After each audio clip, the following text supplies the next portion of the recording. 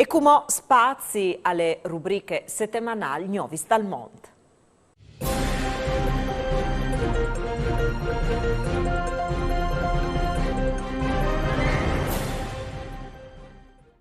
Ovirzin che sta appuntamento di Novis dal Mondo con une biele storie dall'Argentine. Maria Alejandra Fernandez, socia dal Fogolar Furlandia, Vejaneda di Santa Fe, e ha deciduto di la acchiattà la fie Candela Vergottini in Friul, ospite dal convit Paolo Diacono di Cividat. Mari e fie si sono mettuti a Cirilis Lidris dalla loro famè, emigrade di Breccian, Dogni e Cormons alla fin dal Vocen, rivanta chiattà la tombe dalla Bisavone Caterina Quercig. La fie di Maria Alejandra e da ora partecipa al viaggio di studi studia in Friul con altri svinch zovins. Domani mattina saranno ospitati dal Comune di Feagne in una iniziative organizzate dalla Società Filologiche Furlane dentro dalla Settimana de Culture Furlane.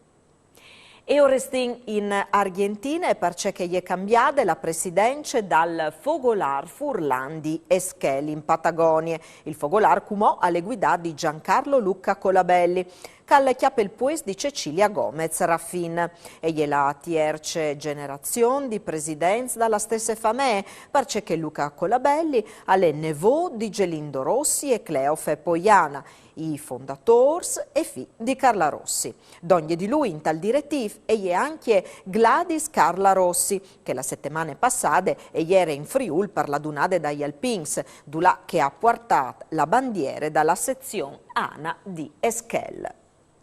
E ossierin che sta appuntamento di Buenos Aires, tu là che domenica è stata fatta la prima edizione di Maratana, un avvenimento leato alla corsa e destinata alla comunità italiana. A Contano Salc, alle Leonardo Giavedoni, dal direttivo dalla Società Friulana di Buenos Aires. Domenica 14 di maggio si è fatta la Maratana. Una corsa di 20, 10 e 3 km simaniate dal consolato italiano a Buenos Aires. Più di 3.000 corridori si sono chiamati brauros de sos lidris italiani.